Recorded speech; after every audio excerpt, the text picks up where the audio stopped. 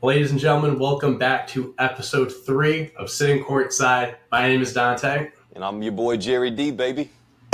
and we are back here talking with you about some NBA, some new stories that are developing, some new breaking news, new contracts being signed, players potentially being on the move. We got you covered. That's what we're here to talk about today, as well as our gamified games that we throw in at the end as well. Jared, I know last week we ended. We were like, "Oh, how do we want to end this?" And I said, "We'll see if Damian Lillard is still a member of the Trailblazers or if he's on the Heat." Nothing's happened there yet. I'll tell you guys, we won't be talking about Damian Lillard this episode. There's nothing going on there. We're going to give that a break a little bit. But we are here. We're ready to jump in, talk some basketball. Jerry, are you ready to go? Yeah, man, I'm just astounded by all the people that are getting paid, this offseason. Like, we're about to get into this segment, but just obviously the Jaylen Brown thing, the richest contract in NBA history. And then what we're about to get into is just even more Boku bucks, $1 million per game. Like, things are, unlike the NFL running backs who can't get a dime, these NBA players are getting paid right now. Dude, it's insane. The NBA money right now, it's making me think it's turning into like baseball. Like baseball players sign these like 10, 13-year deals for like $400 million. The NBA is starting to get into that price range, except it's not like 10 years. It's only 4 or 5 of them. I always joke with my girlfriend. I'm like, when we have our, if we have a son, like as soon as that kid pops out, I'm putting a shooting sleeve on him, I'm putting a headband on, and I'm dropping him off basketball practice because you're gonna be a great dad. It's gonna be great, dude. I'm gonna be a fantastic dad. There's too much money to be made. We got to put him in the right direction.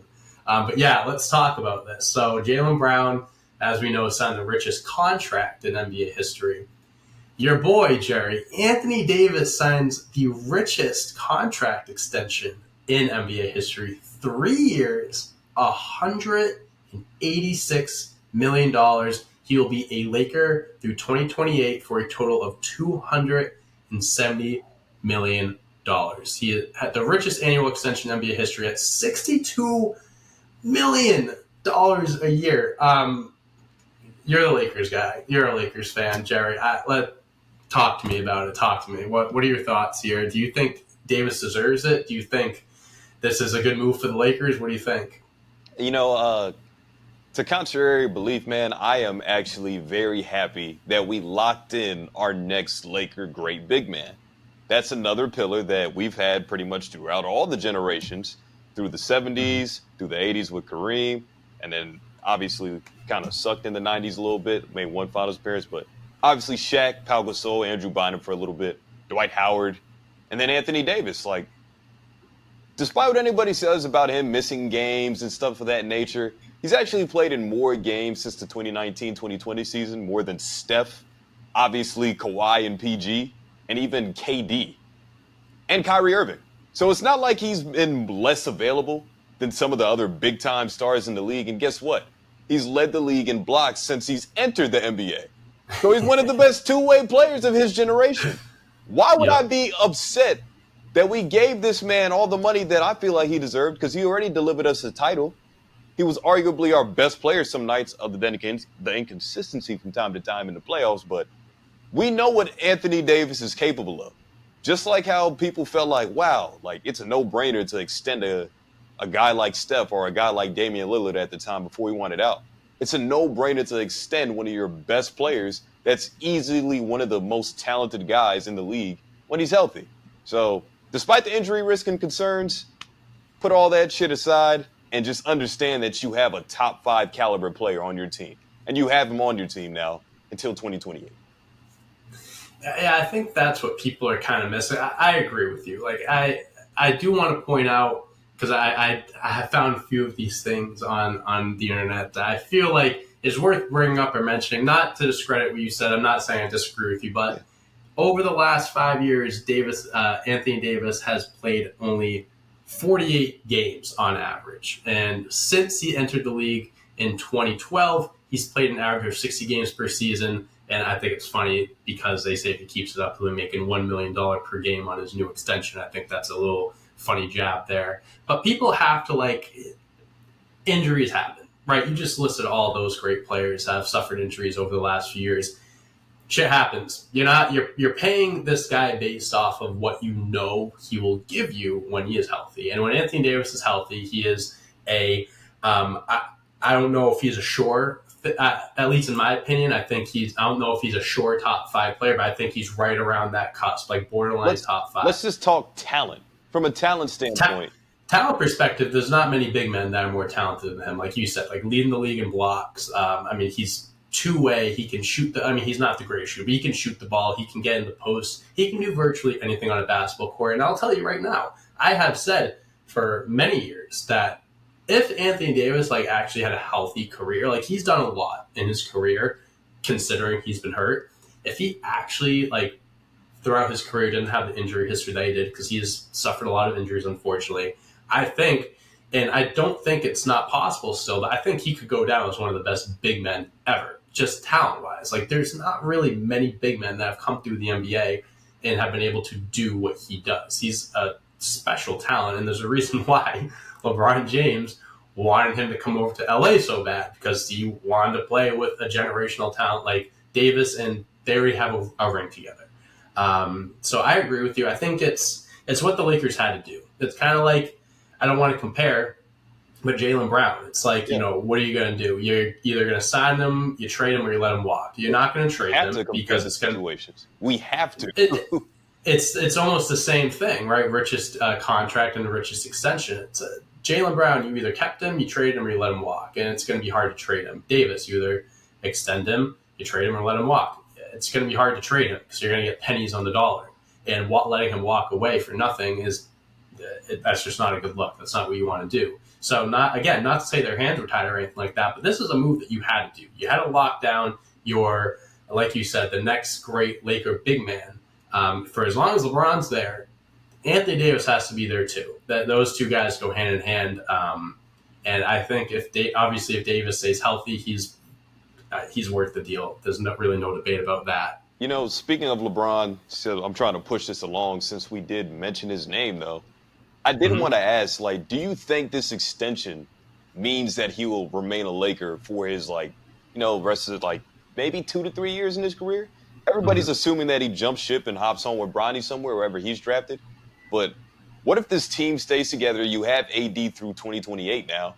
Do you think he stays there and finishes his career as a Laker? I've always had a hard time imagining LeBron actually being able to pull off playing with his son. I just think there's too much that that has to go into that. You have to think about it. If that's a confirmed thing, LeBron's I'm going to play with my son, why wouldn't a team take Bronny top 10 or something like that and just be oh, we're getting Bronny and LeBron? I just never really thought that was really realistic. Not that it's not possible. Of course it's possible, but I just don't think it's realistic to think that he would do that. I think it's more so to answer your question, I do think he's going to retire a Laker. I can't imagine him putting on any other jersey at this point. And I just don't see LeBron being a guy to just go to, let's just say the Oklahoma City Thunder draft Bronny James, a random team. I can't imagine LeBron just leaving LA after everything and being all right, thanks for everything, but I'm going to OKC now. He's not that type of guy. I don't think that's something that's, on the back of his mind. I do think he wants to play against his son for sure. But I never really thought or, looked too hard into the whole possibility of him leaving LA, going to a random team, whatever. But I do think this extension gives LeBron, more reason to keep going. LeBron James, the way he's looking at 38, he can play another 5 years. Obviously health considering, he needs to stay healthy, but when he's healthy, he's playing he's in his prime. Obviously he adjusts his game. He's not the number one option, quote unquote, in LA, Anthony Davis is, but he adjusts. So he becomes more of a pass first, not pass first, but you know what I mean. He's more willing to pass the ball more and get more assists and score more points. But at the same time, like, I think LeBron's just going to play for as long as he can. If LeBron can play till he's 45, I think he'll play till he's 45. That's just how I feel. If he can keep going, he's going to keep going. I don't know, like in terms of him actually playing with his son, I wouldn't rule that out. Because why wouldn't a team take Bronny in the top 10? But the simple fact is that you have LeBron, and even though he could play until mid 40s, like really Tom Bradying this thing, I guess if he wanted to. Sure. I just can't really see him doing it for some reason. Like, it's not like he needs to keep playing basketball to prove that he's a top 3, top 2, or even the GOAT of the game today. It doesn't really matter that much to him anymore. I think the ultimate goal in his head, if he really wants to make it happen, and of course if Bronny's also cool with that fact, that I'd love to play with my father too. Let's go ahead and do it. Yeah, you have to look at it from that perspective too. Bronny might be like, I want to fucking play with my dad. Like, I want to create my own path. You know exactly. What I mean? Like, start to build your own. Like, I don't want to feel like I'm in the locker room with my dad. Hey, can we drive home together? Hey, can we live in the same? Like, it could. Yeah, 100%. It could be that sense of I want some independency, so I can understand that. But if they're both in agreement, they both want it to happen. Like, the reason Bronny won't go in the top 10 though is because LeBron's 39. He's about to be 39. Like, that's not a long-term investment. That's why Bronny will go where he go. That's like a one and done type of thing. Like, literally, appreciate you, Orlando. I'm out. Like, that's that kind of situation. And that's the other thing too. Like, if Bronny went to Orlando, I can't imagine LeBron going down there. I just can't. We're gonna close it, but I just need to say, how bad does the James family want it to happen? That's just what we need to ask ourselves. Yeah, that's true. Yeah, and we don't know. We don't know what goes on in that household. We don't know the discussions that they've had. But just going back to the whole, and we'll move on to the next topic. Like, LeBron James playing till he's mid-40s, I agree. He has nothing to prove. I mean, he's already proven that he is one of, I think, top 2 player of all time, and you can debate that until the end of time. For sure. But, like, there's something about athletes that are just addicted to winning.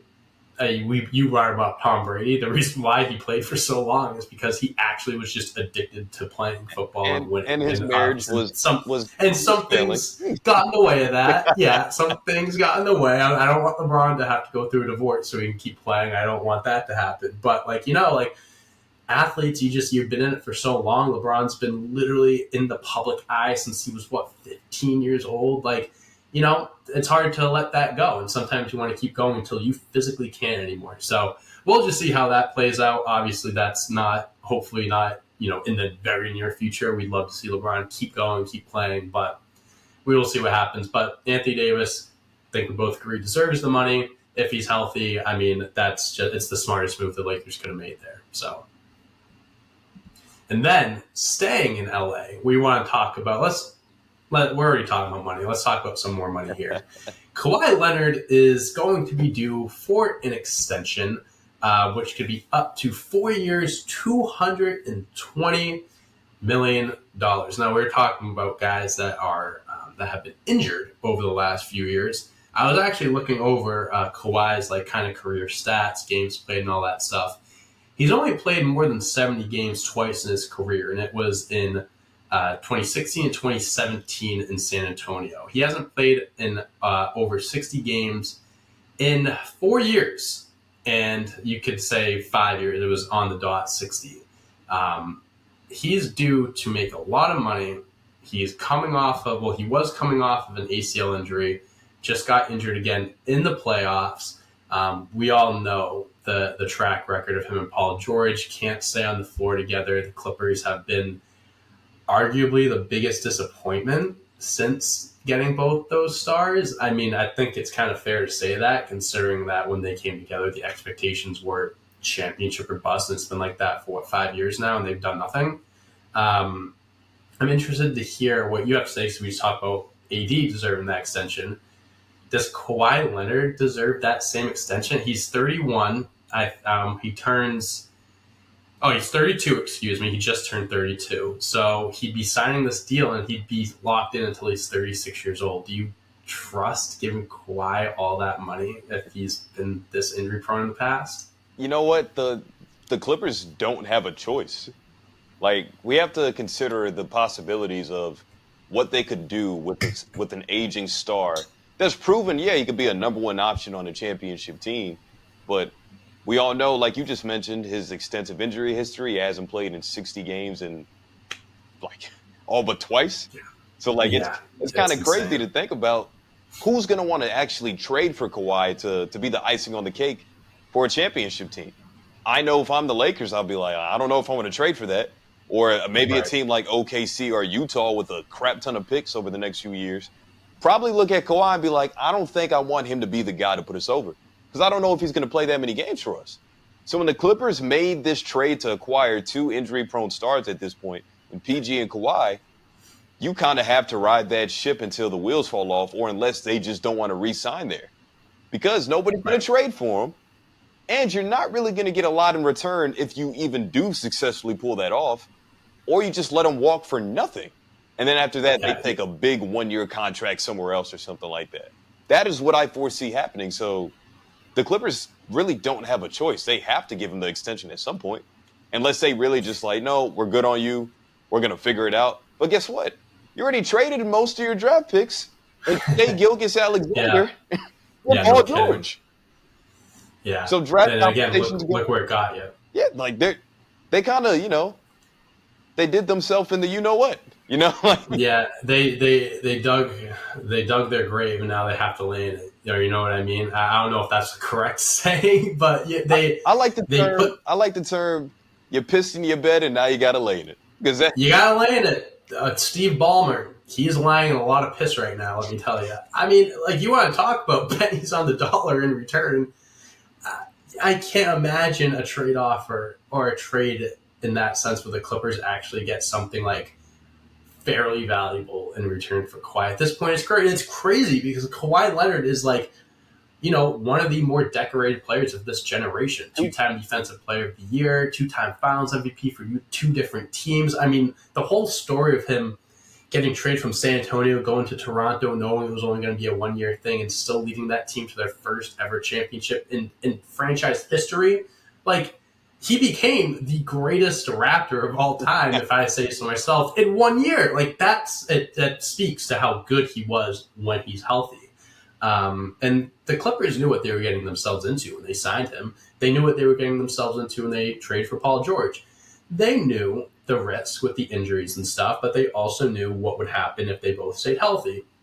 Unfortunately, we haven't really been able to see the latter. We don't know too much. We truly don't know what the Clippers can do in the playoffs when both those guys are healthy. The one time they were healthy in the playoffs was the bubble. And that's just like, that's a whole, there's a whole debate about that, whatever. But that's a whole different thing. That's a whole different atmosphere, energy, whatever. We don't know what they're like playing in front of, thousands of people in the playoffs with the bright lights on them. We truly don't know their potential because they've just been so hurt. Now, do I think Kawhi deserves the money? No, I don't think he deserves it. Do I think the Clippers are going to give it to him? I can see the Clippers. Kawhi wouldn't want to do this. I think the Clippers would have to give him. I think ideally they'd want to give him like a 2-year, like $100 million, something like that. I think that would be best case scenario with the Clippers. Like you extend him, you keep him around, but like it's not a longer extension.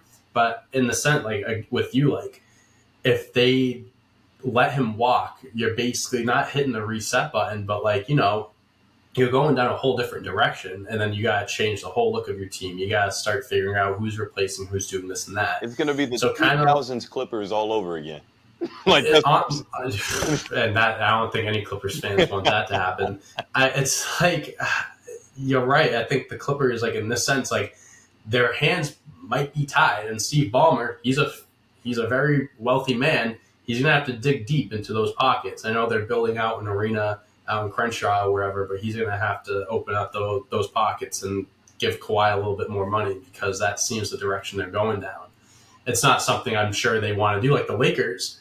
They wanted to give AD that extension. The Celtics, they wanted to give Jaylen Brown that contract.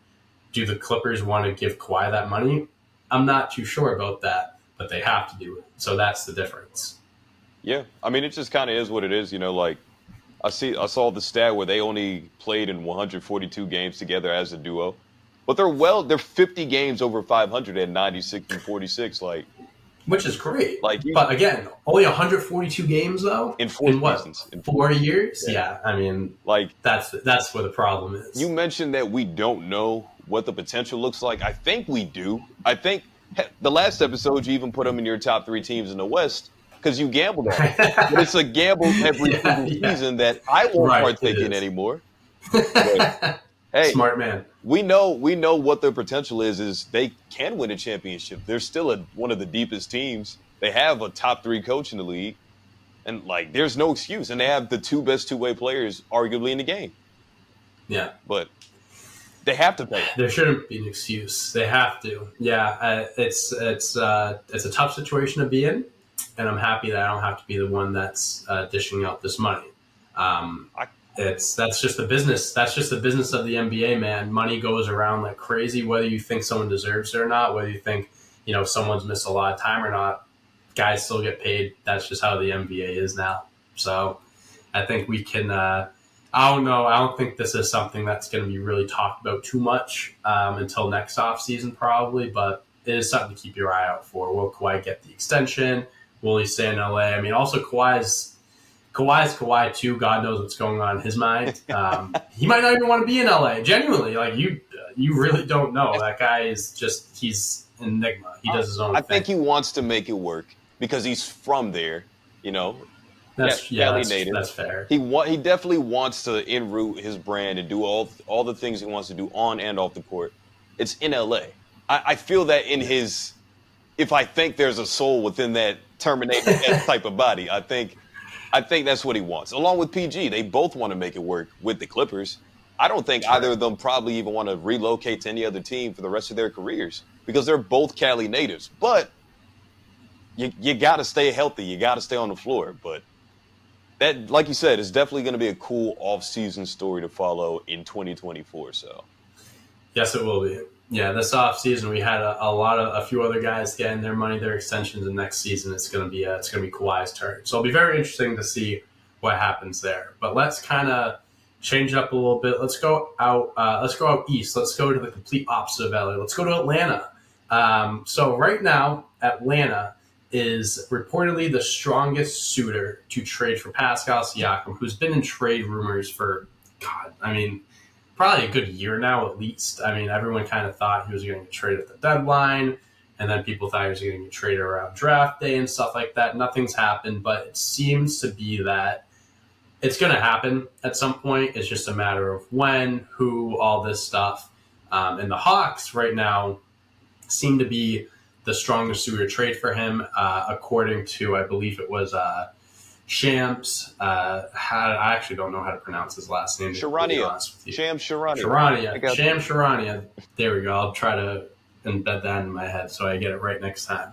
He is reporting that the Hawks are offering DeAndre Hunter, AJ Griffin, and draft compensation for Pascal Siakam. So what I'm basically going to ask here is, one, do you think that's a fair trade package? And two, do you think this is a move that, really, obviously it benefits the Hawks, but do you think this is a move that really takes them from this level to, to the next level, or is it something that, makes them better, but nothing crazy? It definitely makes them better, but it's not like it's going to push them past those top 3 teams in the East that we mentioned in the last episode, like Milwaukee, Boston, and Cleveland, like you mentioned, or Philadelphia, even with just Joel Embiid. It's one of those things where, wow, you guys could be really fun to watch, and I think they could be a sneaky kind of competitive where they do beat those better teams on a nightly basis. They can even be a high seed in the East. Because Trae Young is a 20-10 guy. DeJounte Murray is probably the best 2-way player on the team right now at this point in time. And you add Pascal to that equation along with Clint Capella. Yeah, it's a fun team. They're definitely a playoff team. I think that edges them out of my Charlotte Hornets, whatever, a little bit there. That's the clear difference. We got an all-star caliber player. Pascal's no scrub. And I'm also just happy that Toronto is finally peeling back all the layers of the remnants of that 2019 championship squad that we talked about earlier. Because once Kyle Lowry was gone, I felt like the writing was on the wall, right? Fred VanVleet takes big time money out in Houston. Yep. Obviously, Kawhi gets traded to the Clippers, and we've just been seeing all the apples and oranges fall I from day think one. one of the only guys left is OG. I Yeah, think he's the only one left, and even he's been thrown around in trade talks recently. and he didn't even play in the 2019 championship. I believe he was hurt. I think he was just, he was there. He didn't really play. He wasn't a big factor into them winning the championship that year. So, but like he's still definitely a talented young player. But I'm just ready for the Raptors to fully just embrace like we're rebuilding instead of trying to hold on to like these star caliber players. Like that's what Pascal is, a guy that can give you 25 plus and could be a two-way player on the court, could be a playmaker, could be a good rebounder, all those things. I know what he is at this point in his career after especially got his extension from Toronto. So, yeah, to answer your question, Atlanta definitely does get better. Maybe they could contend with a team like Cleveland now. Maybe they could slide into that 4-3 spot. But it still doesn't make them, the best in the East of Milwaukee and Boston. You're not there yet. But they could make things interesting, especially come playoff time. And depending on how Quinn Snyder will have a full year with the team now, since he took the job in the middle of the season, where he could actually figure out how to use all his players, have a training camp with them, a preseason. So they could be a lot better for sure, but not a 1 or 2 seed, no. Yeah, I mean, Pascal Siakam, don't get me wrong, he's not the sexiest name in the world, but he is a player that can, positively affect a team. He can go onto a team and make them better. I mean, last year he averaged 24 points, 8 rebounds, 6 assists a game, a steal, half a block. I mean, also played 71 games, so he's available as well. He does a little bit of everything. His numbers are Jaylen Brown-esque. Like, they look. I'm being so serious. No, you're right. You're right. No, you're right. There could be a debate that I might take Pascal over Jaylen. It's like one of those things you see people tweet. It's like they hide the players. Like player A has these stats and player B has these stats. Yeah. Like, which one would you want on your team? A good amount of people might pick the stats that Pascal Siakam has. You're completely correct. And I think the Hawks had a weird season last year. They were like, I don't know if I'm going to get this completely right, but there wasn't a time when they were like, for a very long time, they were always like a game within 500. Like they were either one game over 500, one game under 500 for like correct. 40 straight games or something like that. I don't know how many games exactly. So they had that. They fired their coach, Brian Quinn Snyder, and then, by the grace of God, beat the Heat in the play-in and then make the 8th seed, the 7th seed, excuse me. So it's like they had such an up and down year, and then, they made it to the playoffs. They brought Boston to 6, and I'll be completely honest with you, there was a time when I was fucking shitting myself thinking that they were going to take it to 7, and at that point, I don't even know if I could trust the Celtics. So it's like they have, like, a solid, like, foundation there. Obviously, you have Trae Young, you know what he'll give you on the offensive end. He's not a good defender, but you know what you get on offense. DeJounte, great two-way player. Even Bogdanovich, too. He's a solid scorer, solid wing player. Clint Capella, like you mentioned, he can give you a double-double.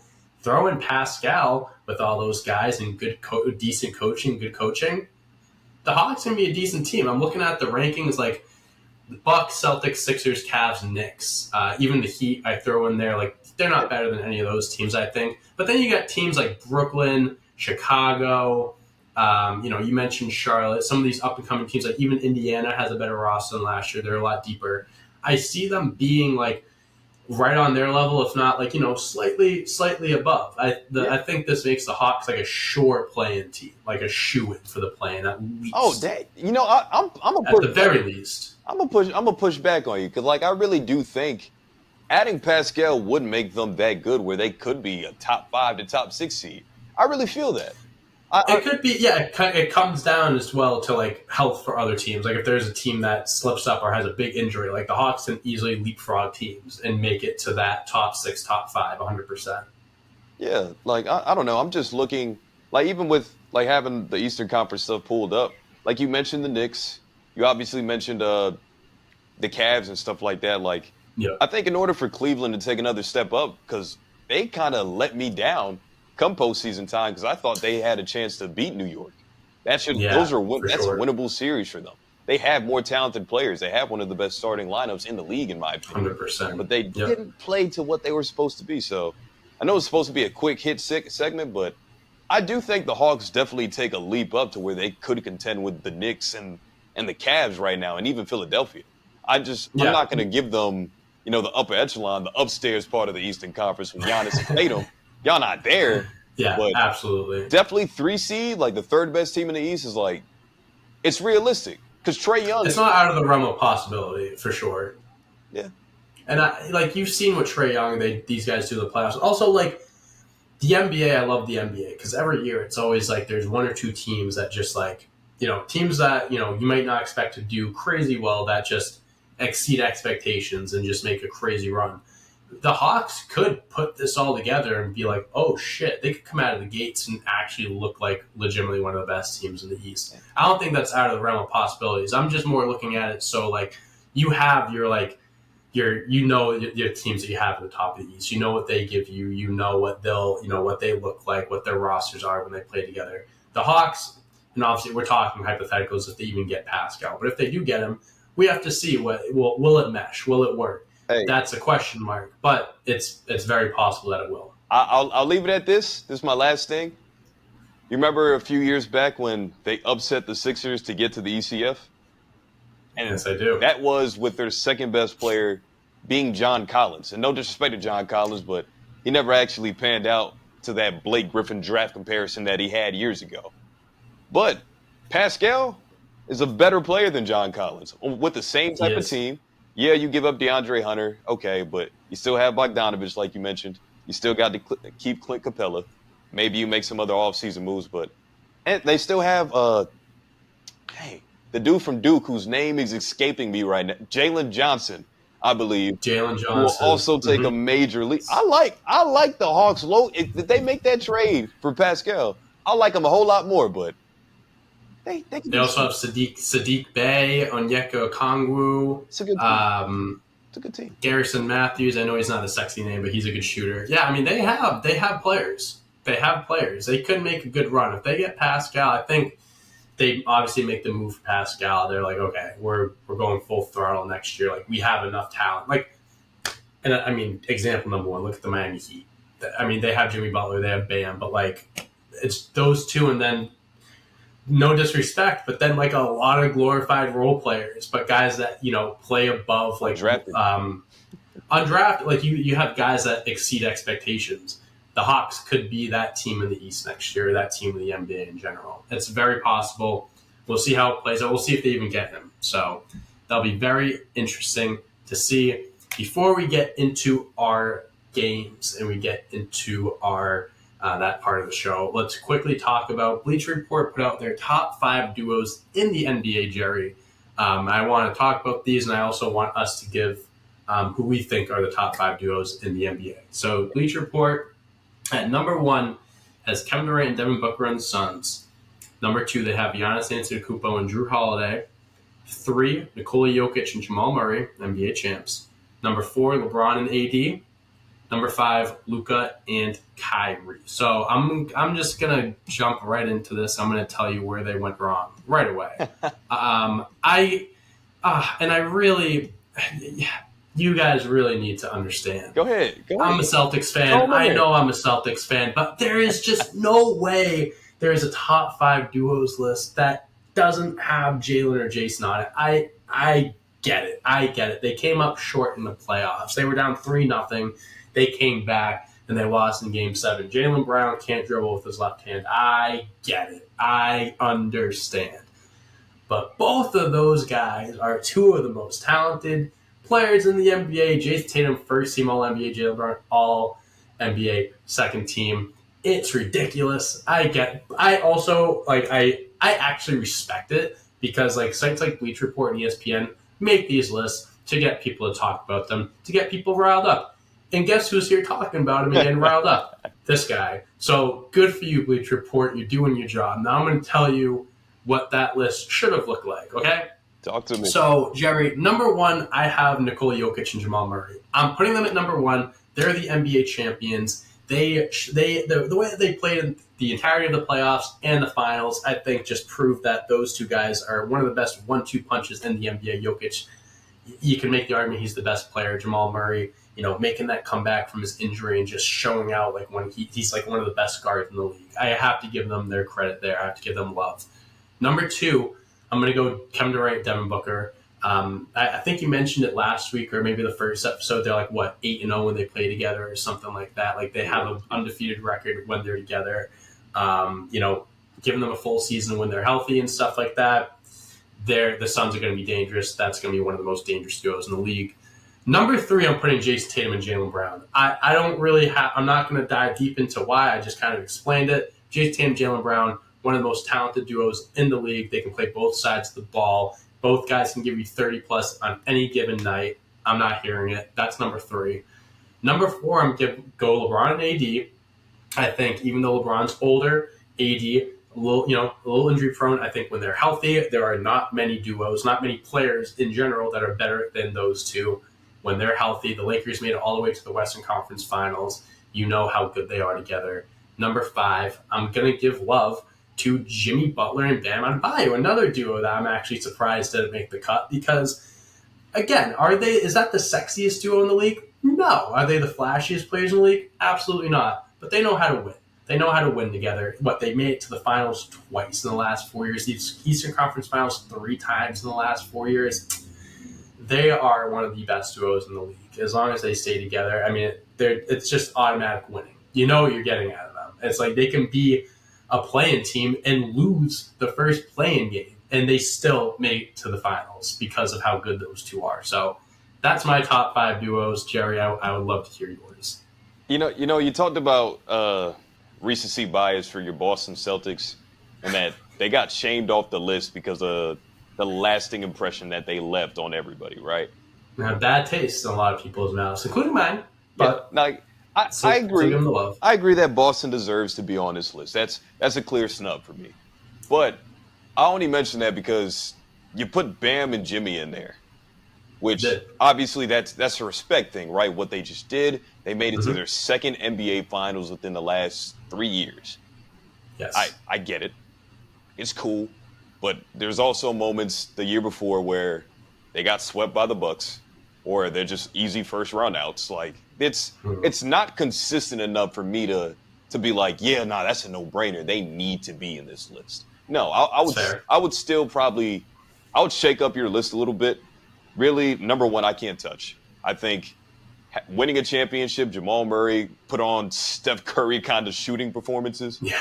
Where it looked ridiculous, and obviously, I agree with all your points for the Nuggets. They're awesome. Like, let's just leave it at that. Number 2, same thing. KD and Book, undefeated in the regular season when they play with one another. I can't really say much else about it. I think they're going to be great this year. One of my top 3 teams in the West, especially after adding Beal, which will help the supporting cast even more. And those 2 guys are the head of the snakes, though. It's almost a Cerberus, whatever, the little 3-headed dog crap. But I like KD and Book at 2. 3, I think I'll actually go. I know Tatum and Brown are your boys. I wouldn't mind having them there, but I think I would actually put the Lakers right there, only because I feel like they could elevate their games to be the best duo in the league when they're healthy and all their stuff. And I actually trust them more down the stretches of games than I do Tatum and Brown. That's fair. Not even having my my bias for my team, putting that aside. I think it's really just because it's LeBron James, and I believe that he can do things that are godlike for an NBA team. Yeah, no. So. And Anthony Davis, when he's healthy, one of the best players, but easily one of the best two-way players in the league as well. And then coming in at 4 for me would be Tatum and Brown for the reasons that you mentioned. I'm just happy they made the list. I'm just happy. Oh, they're definitely going to be on there. I'm not going to snub them out. I'm not going to snub them out. But I would stick with Bleacher Report's Giannis and Drew at 5, just because Giannis, just like how we talked about LeBron and AD being able to elevate guys, I think Giannis has that same type of level where, hey, 2 years ago, you remember when I won? I was the best player on the planet. And some people still think that. So I think he's still in the conversation. Jokic had his moment. Right now, he's the star of the show. Best player in the world, all that jazz. But Giannis still has a seat at that table along with Jokic, even LeBron, KD, those guys. He's there. And Drew Holiday is a pretty damn good second option for that team. So, yeah, I'll stick with Giannis. But I'm going to have to knock out. Like Luka and Kyrie, in terms of if this was just a talent list, talent for sure. They might be number one. They might be number one on the list. Yeah, no debate about that. But we're talking together. I'm thinking like impact for winning and on your team. I gotta take them out like until we see what happens this season. They didn't add any crazy pieces in this offseason, so yeah, I'm not expecting much. But yeah, for me, it's definitely the Nuggets duo of Jokic and Murray, KD and Book, Bron and AD, Tatum and Brown, and then coming in at 5 would be Giannis and Drew. There we go. There's our top 5 duos. Put in the comments who your top 5 duos are. We would love to hear what you guys have to think. All right, Jerry, let's play some games. So, I sent you this earlier. So the first one we're going to do, it's a game, but we're also building a team here. So we're going to build a team of players that are 35 years and older. The OGs. We're getting all the dads on this team. So we only got 2, 3, 4. There's only like 20 guys that are over 35, which honestly, like, I don't know why. I just kind of thought there would be more. I was going off of like I think what's the website called? It's Basketball Real GM. That you can just filter the age and stuff. And I was just still scrolling down. I was like, oh wow, all these guys in, but not really a lot of 35 plus guys in the league. So we're going to draft a team, obviously 5 players each, of players 35 years and older. Since this was my idea, Jerry, I want you to have the first overall pick here. You already know who I'm picking. I mean, we can keep it. I know. You know it's LeBron. Okay. For the sake of it, who are you taking with the first overall pick? We are taking LeBron Raymond James and number 1. Yeah, I wanted to give you the first pick because I knew we were going to take him, and 2, I actually wouldn't have taken him the first overall pick. I'm taking Steph Curry. That's fine. Like that, I think that's to me that's the consensus number 2. But he's a fresh 35, Jerry. He's a fresh 35, greatest shooter in the world of all time. Hey, I love him. I need him on my team. LeBron is the freshest 38 in any sport. He about to be the freshest 39, 40, 41. It don't matter. Hey, when LeBron was Steph Curry's age, he was dragging a 2018 Cavs team on his back. So that's right. I'm cool. Fair. I'm cool with you getting Steph. All right. Number 2. They see now this is where things get kind of interesting, where it's kind of like it's even keel now. Now we're kind of even. I can't take it. Yeah, now we're getting to some players like you guys don't see the list in front of us of who we have, but like we're looking at it. It's no like after LeBron and Steph, it's kind of a pretty big drop off. Like I can't take anybody from the big 3, like a Joe Johnson or something like that. Oh brother, no, we're opening up a whole new can of worms if we're doing that. Oh man, we can get crazy. Maybe one day we'll do a big 3 draft, but that would be crazy. We should do that. We should do that. I think I'm gonna take the other no-brainer here. I'm gonna take Chris Paul. I know he had a down year. 15-9 is a down year for the point guard, so that's a no-brainer pick for me. I'm gonna take CP. Okay. With my next pick, I'm thinking about how I'm building the team, right? Like I want to get like the biggest names. I'm also thinking of how this team's gonna work together. So I got Steph, point guard, shooter, all this great stuff. I need a big man that's going to complement him, picking pops, picking rolls, setting screens for him. I'm taking Brook Lopez. You want to talk about a guy that has reinvented himself over the last few years? Brook Lopez has become like arguably like I'm not saying he is one, but like he has become like from a non-shooter to arguably one of the best big men shooters in recent history. Like he is phenomenal at shooting now. He's a 3-and-D5. It's fucking insane what that guy can do. I'll be honest. I'd take that guy on my team any day of the week. It actually pisses me off that he went back to Milwaukee because if they lost him, that would have been a huge loss for them. Yeah, would have been a huge loss for them. You kind of shot me in the foot there because I think that was definitely going to be the next pickup for me. I can't let you get him, bro. Your teams are already like stacked with Paul and LeBron. I couldn't leave him on the board for you. You know what? I think I'll take the certified Embiid stopper after shutting him down in the second round of the Eastern Conference playoff. Give me Al Horford, man. Like another guy that you mentioned as well, revolutionized his game, just like similar to Mhm. Brook Lopez. He's a little Yes, he shorter. has. He's not quite the shot blocker, but probably a better low post defender straight up. So I'm cool with taking Big Al here. Fuck you. Oh god, that's who I wanted. Okay. All right. So with my next pick, oof, Wind it down. we're really digging deep here at the bottom of the barrel. Okay. With my next pick, I mean, I gotta get some toughness on my team. I gotta I gotta get a dog on my team. It's the third pick. I can't imagine him being taken third in a lot of drafts, but here he is. I'm gonna take PJ Tucker. Listen, I know he's not the sexiest player in the world. There are games where he He's can hit mean though. five. You know what you're getting out of him. There are games he can hit 5 threes. There are games he can shoot. He'll shoot 0 for 0 and play 40 minutes. You know what I mean? But like he's a dog. He'll compete for you. He could have all zeros in the box score, but he's still going to affect the game. He's a dog, so I'll take PJ. I like it. I really wanted Horford, but I'll take PJ. Hey man, I mean, like you said, you got somebody with some dog in him. A guy that'll be in the street with you for anything you need, man. That's right. If I'm getting into a fight in a back alley, I want PJ Tucker by my side. Yeah, no, I like it. I like.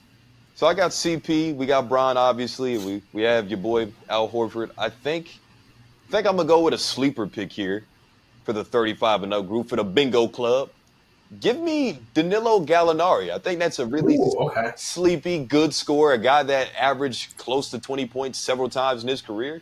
He's just been hurt, but injuries are off. It's like 2K.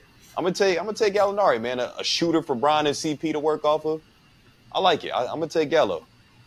Gallo's a bucket. And I think people kind of aren't really thinking about him much because he missed all of last season, unfortunately, because he was on Boston Celtics. But I think it's funny when there was a quote he said. He goes, I have the Celtics. When the schedule comes out, he goes, I'm going to put a big X on the calendar for when we play them. He's waiting to play for the Celtics. And this guy has bad blood against us, and he never even played a game for us. I just thought it was really funny. Y'all let him walk. But, hey, we let him walk. It is what it is. That's the business, baby.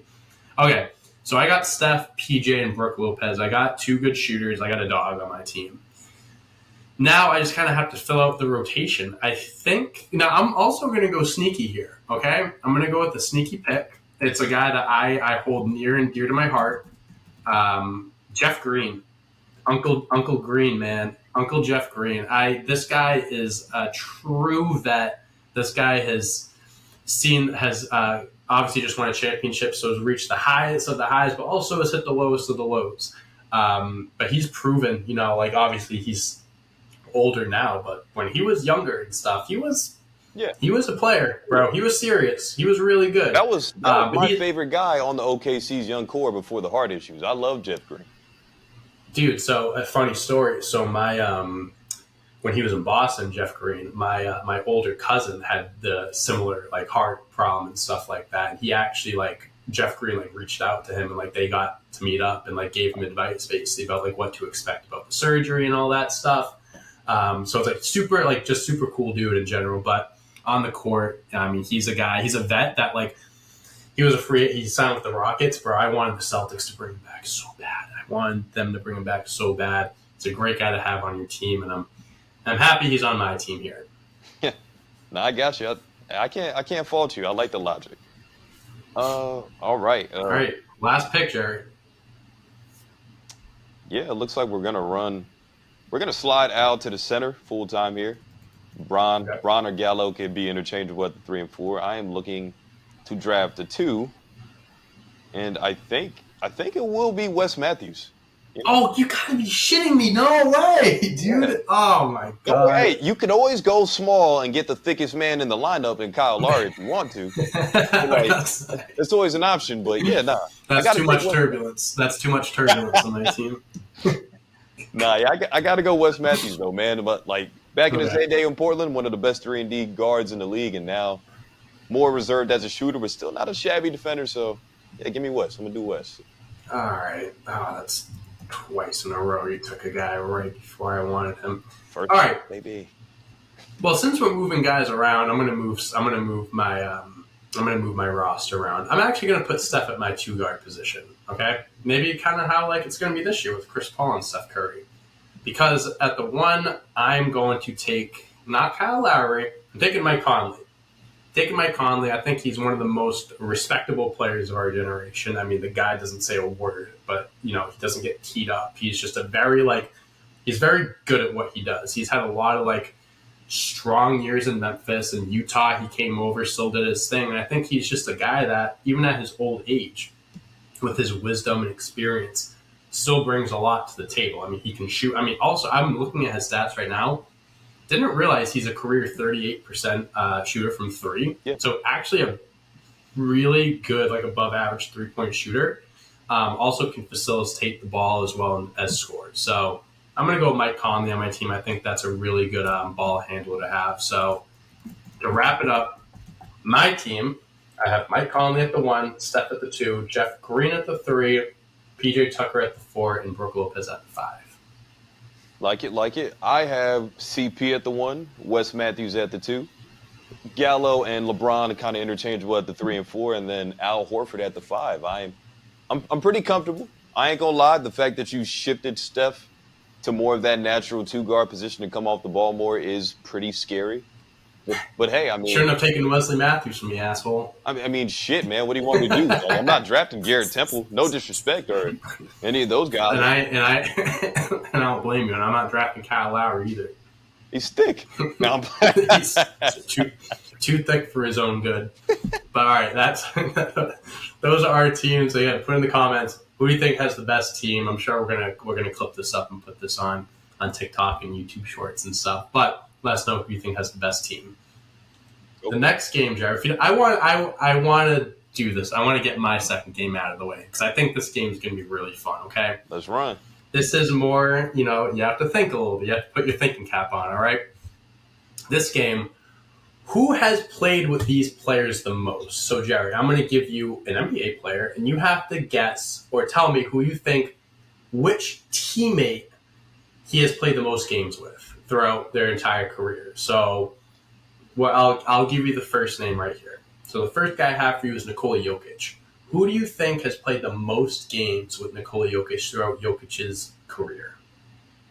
Ooh, Murray obviously missed a bunch of times, so I know it's not him. I think of some of those earlier Denver teams and some of the pieces that were on there. So the first name I want to throw out there is Monte Morris. Mm-hmm. Yep, he was in Denver for a while. Is that wrong? Is it not Monte Morris? Oh, is that your guess? Yeah, that's my guess.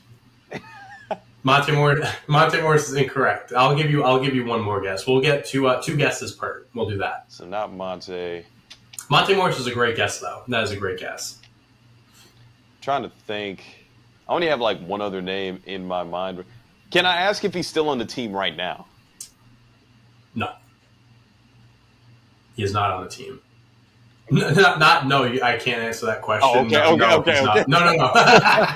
No, he's not on the team. No, he's not on the team currently. I have 2 names in my head, but I will go with Will Barton because I feel like he was healthier than the other name. Ding, ding, ding. Will Barton is correct. And in second place, it's Jamal. So Will Barton, number 1, with 449 games played with Jokic.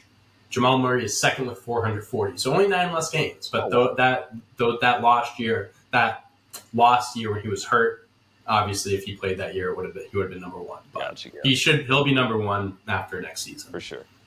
Dope. The next player I have for you is Kyrie Irving. Man, he played with a lot of bad teams. Yeah, so I gave you Jokic, a guy that's been on one team, and now I'm going to start to give you a few guys that have moved around a little bit. Off the top of my head, though, I want to say Tristan Thompson sit there literally drafted together. That's correct. And let me tell you, Jerry, that's by a landslide. He's played with Tristan Thompson 425 times, and number 2 is LeBron with 235. Let's go. So there really isn't a close second there. Yeah, Kyrie is him and Tristan Thompson, dynamic duo, as they always say. Team Kardashian, baby. God damn it. Let's go. The Kardashian curse. All right. The next player I have for you is your boy, my former boy, Gordon Hayward. Okay, well, obviously it's not anybody in Charlotte. Like he's missed a crap ton of time in Charlotte, so we can X out the whole roster, every single roster. I think you can say the same thing about another team too. Yeah, obviously with Boston as well. I mean, a freak accident happened there, so yeah. Dude, I don't want to go down this road, but when that happened, bro, I thought just like my soul left my body that night. Just like seeing that happen in real time, It was scary. I was devastated. I was so devastated. But okay, back to this. Whew. I think I will take. It's kind of hard for me to remember what those Utah teams look like for some reason. Definitely. Oh man, it just feels like centuries ago. Goodness. I'm drawing blanks. I'm gonna say Paul Millsap. Incorrect. But you're in the right boat. You're definitely like where you need to be thinking wise. It's incorrect, but you're almost there. You're close. Man, I kid you not. I can't think of any. It's hard. I know. Any other player I know. on the Jazz before after his era was over is like it's like a gray area in my head right now. I know. Yeah, he was on Utah from 2011 to 2017. So you got a 6-year window right there. Yeah, I might have to wave the white flag. I am like I'm struggling. Okay. Like Yeah, no, that's fair. This is a tough one. send me out of game. It's Derek. I don't know. It's Derek Favors. Oh wow! You know what? I mean, Shame on me. I should have guessed. he was very at that time. In that time period, he was a very good player. He was a very well known player. But obviously, who's top? Is that our favorite? I think is he on the Thunder? Is that favorite still in the league? He might be still in the league, but his name hasn't been relevant in a very long time. No offense, Derek. But yeah, Derek Favors #1 with 410 games, and #2 was actually Enes Kanter with 296. So And his freedom. Excuse me. I want to be politically correct here. Okay. The next player I have for you is your former boy as well, Kemba Walker, and my former boy. Both of our back-to-back former boys of ours. Kemba's another the Hornets / Bobcat squads are interesting here. With 2 guesses, I think I'll burn my first one. Damn, that's still kind of like I remember the teams, but trying to throw out specific names is like okay. I'll say Al Jefferson. Incorrect. Okay. You're incorrect. There's not really much I can give you there. I can't really give you a hint of much to go off of it. I think you're in the right time frame, though. You're definitely in the right time frame. Think of guys that were like floating around those teams. Oh, man. I'll be completely honest with you. Both these guys aren't big name. Al Jefferson is a bigger name than both these guys. The top guy, but even the second option, like they're not sexy names. I will say Jeremy Lamb. Incorrect, Jerry. Damn. His #1 teammate is Michael Kidd Gilchrist. It's tough. It's a weird one. Yeah, Mr. You know, I'm not pissed about it because it's like I understand, but I just didn't know when he got out of Charlotte, so I just yeah. And I'll tell you, the second teammate is Marvin Williams. Oh, that's my guy, man. Hey, Marvin Williams introduced me to an NBA locker room. I love Marv. Shout out Marvin Williams. Okay, last player I have for you, Jerry, is DeMar DeRozan, another guy that's been on a few different teams in his career. This is to go 500, over 500 on this game. I am completely aware that this isn't anybody in Chicago or in San Antonio, obviously. So we're talking about the Toronto stint. I think Kyle Lowry is too simple of an answer. That's like it's in your face. Oh, literally. But I don't. I'm gonna just. I'll go with Kyle. I'll say Kyle. Incorrect. It See, is I knew that not was like the. Kyle. But let me tell you something. I'm going to tell you something. He's number 2, and he's only 2 games behind number 1. That is So Kyle Lowry bullshit. is not a crazy guess. Not a crazy guess, but he is right behind number 1. Right behind number 1. 2 games. I couldn't believe how close this was. I made sure I triple checked this too before I got into this. Played more games. That means he had to be in Toronto during the run that they were together. And can I decipher this though? Like my mind isn't going back in time very well right now. No, we have to go back a few years here, man. We got to go back quite a few years. We're talking about like the LeBronto years, like like we were just ragdolling the shit out of them. Let's see. If it ain't Kyle, who else is on those Raptors teams? Damn, this is gonna eat me away if I don't get this right. Like I'm not gonna be able to sleep at night. It's gonna be baby raptors all over my bed, like Jurassic Park or some shit. Oh boy, we don't want that, Jerry. Come on, I know you got this. I know you got this. Can I ask if he was on the championship team? He was. I'm gonna fact check that for you. I'm gonna fact check it. I want to say no, but I could be wrong. Woo. He was not on the championship team. He wasn't on the championship team. No. So we can X out all those. I think he left the year before. I think he left the year of the championship team or the year before. So it wasn't like he left like a few years before that. It was like right around the time DeMar also left. I have one name in my head, but I know it's not him because I don't even know if he played in Toronto at the same time as those guys. I really am like drawing blanks, but I have to throw a name out there. Oh, man. I really want you to get this. I'm not going to get this, bro. I'm going to tell you right now. I'm going to wave the white flag here. I'm going to throw out James Johnson. I don't know. Like I'm out. That's incorrect. Yeah, I know. The teammate that has played the most games with DeMar DeRozan is Jonas Valanciunas. Wow. Yeah, I mean, I get it. I mean, he's bounced. He was on Toronto, then he went to Memphis, and now he's in New Orleans.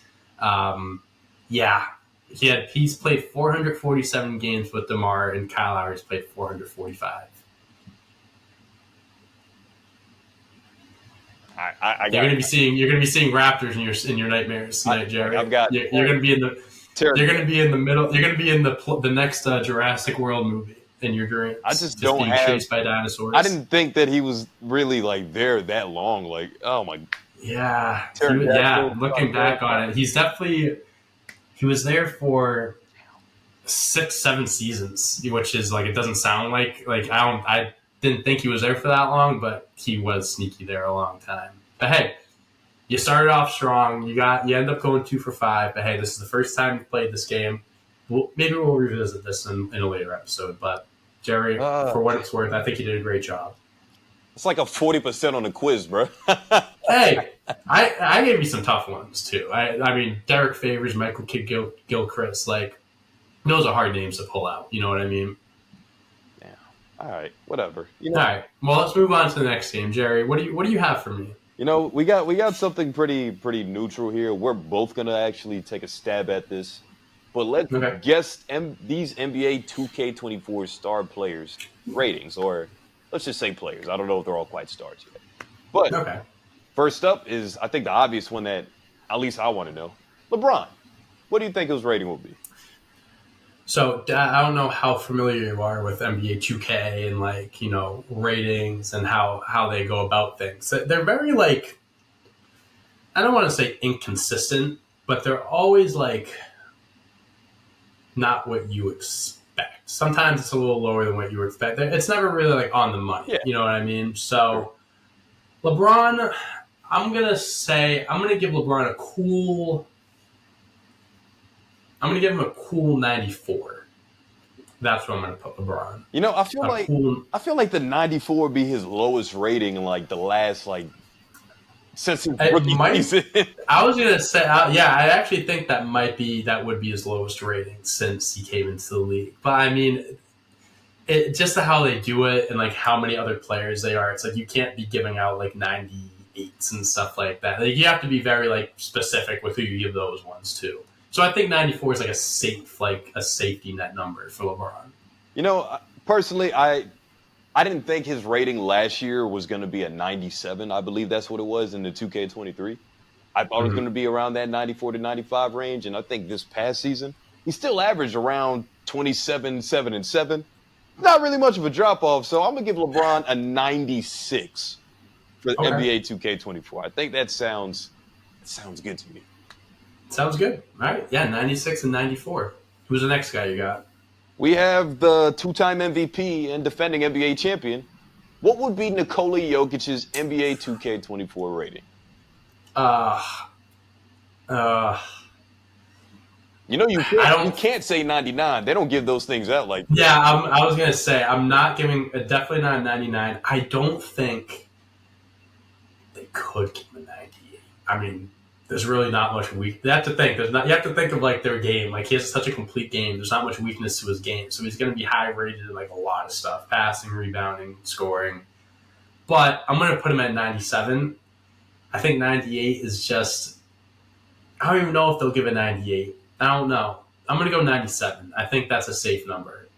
Now, I'm right there with you. I don't think they go past 97. I think he'll be tied with a certain other list of guys, you know, at that 97 hit. For the number one, number one rated guy in the game. I think he'll be like tied. I think 97 is going to be the max number. That just a spoiler.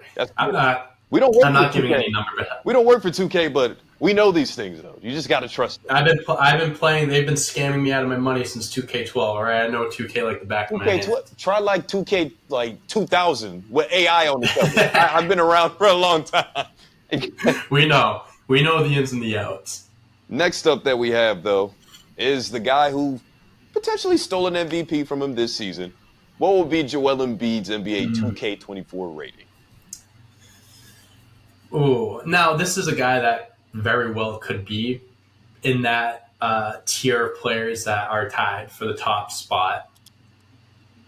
But I think I'm going to give him a 96. Just because, again, just kind of like what I said with the whole complete game thing, like you look at like passing, rebounding, scoring, this and that. I think Jokic has, there's more attributes that are going to be higher than Embiid's. Like, I'm not going to sit here and tell you who's better than who. Like that. That's another argument that we can say for another time.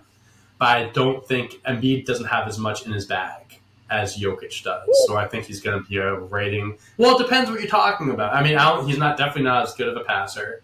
I think he's right around, like, rebounding is probably the same. Scoring, in the post and stuff, I got to give Embiid I'll give Embiid the knock there and stuff. But overall, I think Jokic is going to be slightly better. So I'm going to give Embiid that noise. They're both 97s in my mind. I understand your argument. It makes sense. I think Jokic is a better passer and rebounder, to be honest with you. But I think Embiid gets those extra boosts on everything defensively because that's not what Jokic is about on that side of the ball. That's fair. Embiid's a better two-way player, so I'm going to give him the same. I think any given year for the next 5 to 10 years, these guys could be neck and neck for the best center in the league. It's just Jokic's turn right now. He is the MVP, too, so you got to give him that love. 97s all around, baby. I think that's the word. I feel you. Next that we have on this list is your boy, Jason Tatum. What will be his NBA 2K24 rating? Actually, I said earlier that I wasn't going to give out 98s or 99s, but now I think I'm kidding. I'm kidding. So I gave LeBron a 94. I think Tatum is going to be right around the same as LeBron, in my opinion. I think I'll give Tatum also a 94. I'm going to keep. I was going to say 93, but I think 93 might just be a tad too. I mean, look, Tatum had a fucking phenomenal year last season. I think he is going to be a pretty high rated player in this game.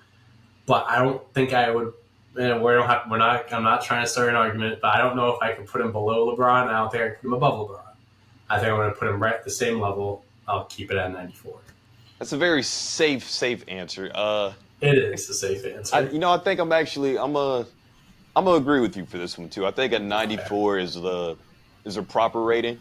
Like we mentioned, I think in the first episode of one of our games, it was kind of like, start bench cut with LeBron, KD, and Tatum. Yeah. I just got to give it to the old man until he's out the game completely. I'm gonna give Tatum a 94. A 95, I wouldn't be mad at either though. Like, he averaged 30 points a game, and nobody's done that in Celtic history, which is kind of weird to think. So, yeah, it is weird. Yeah. I'm gonna give him. All right, there we go. Last one I have. Our first. One more. What do we got? Victor Wembanyama. What's his NBA 2K24 rating going to be? Rookies are interesting because I think it's always consistent. Like, the number one pick is always around like 78 to 80. So I was going to say, I don't think they'll put him above an 80, but Wembanyama also isn't like normal number one overall picks. So I'm going to put him, dead smack, I'm going to put him right at 80. I'm going to right at 80, keep it even. I don't think it's fair enough to put him above that.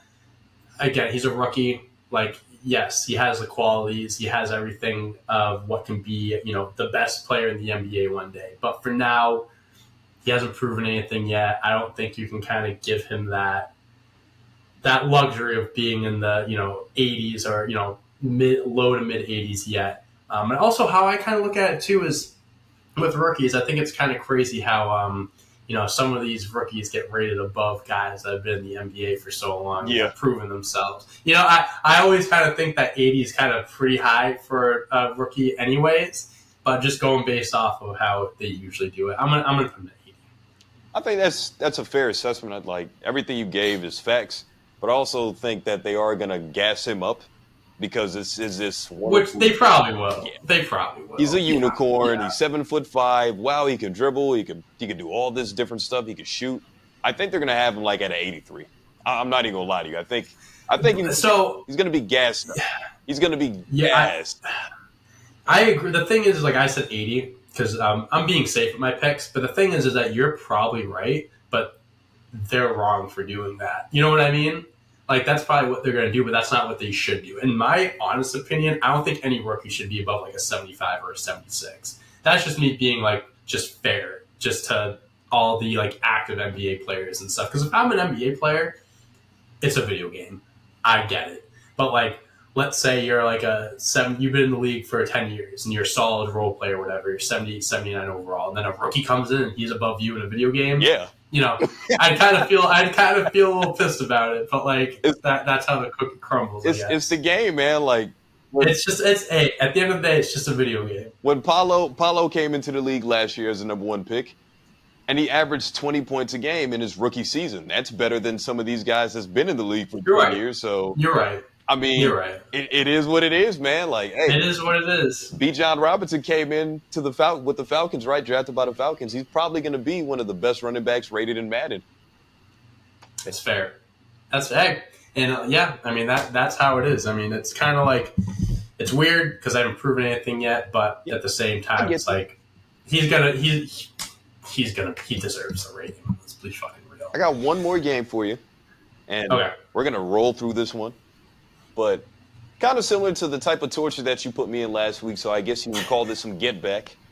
Okay. We're going to play a game of the same type of game. I want you to rank these guys 1 through 5. God damn it. Okay. Except, all right, let me get my notes out for this one. For sure. Except the theme here, it's the 2017 NBA draft. So. Oh, god damn. Yep. Okay. All right. So that draft, if you need some reference notes, that's the draft where Markel went 1, Lonzo 2, and Tatum 3. Yes. Okay. All right, let's go. First name I'm going to give you is Donovan Mitchell.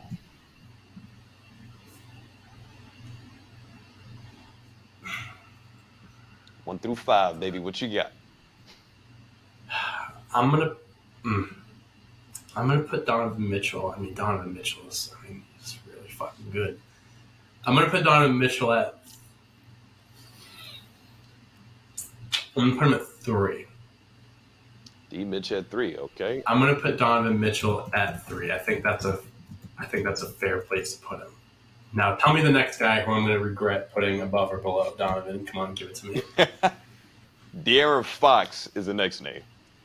Oh, shit. I was worried you were going to say him. It's like, is he better than Donovan Mitchell? It depends how you look at it. De'Aaron Fox is killing it in Sacramento now. But I think Donovan Mitchell has done more since he's been in the league than De'Aaron. I'm going to put De'Aaron at 4.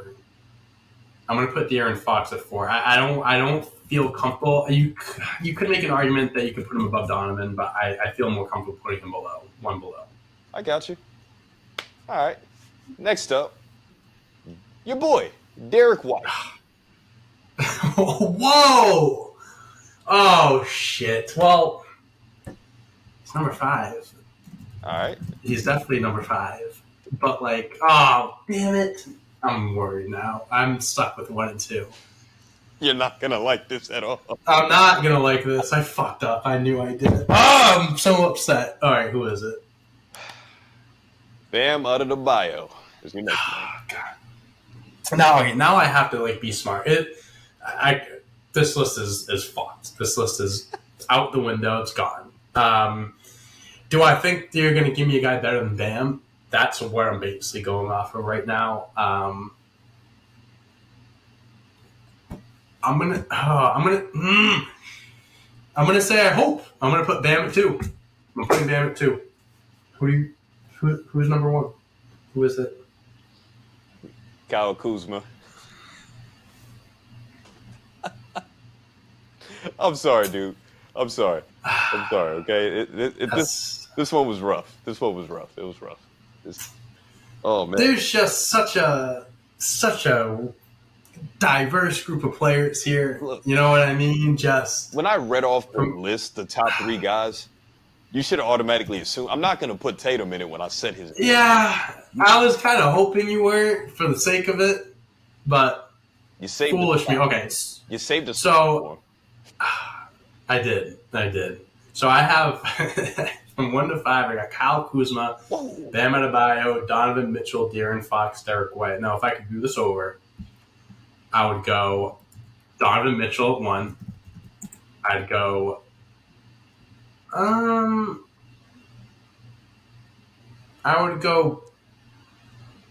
I'd probably go Bam at 2. The Kentucky. I like Bam at 2. I'll take Fox at 3, Kuzma 4, and then Derek White 5. You can White and Kuzma. I think you can make an argument for both, but I think that's how I would do it. Yeah, so basically, the only pick I'd keep, the only person I keep in the same spot is Bam. Everyone else gets moved around. Hey man, I did kind of poop on you, but just note to self: if I mention a guy's name in it, I'm probably not going to put him in. That's fair. Well, you know what? I'll see you next week, Jerry. All right. Well, I'll make sure I have a good game for you next week. All right. Let the shitting battle begin, baby. Let the shitting battle begin. 3 episodes in, and we're already going at it. But I think that's it for us, Jerry. I think that's a wrap for episode 3. Sitting courtside, unless you have something you wanna add here at the end. I got nothing really, man. Just shout out to the Team USA FIBA World Cup team, man. Blew out Puerto Rico recently here. Let's go for gold, baby. Let's go for gold. We go for nothing less. We only go for gold here. But thank you guys so much for watching. Thank you guys so much for listening on audio platforms. Make sure to follow us on all of our social media networks, on Twitter, on TikTok. I'm still working on getting an Instagram. We're still suspended for whatever fucking reason. I'll figure that out. But we'll get that up and running soon. Follow both of us on our socials. Make sure to like, subscribe, tell all your friends and family about this podcast. We are going to be taking off. Thank you guys so much for again, watching, listening.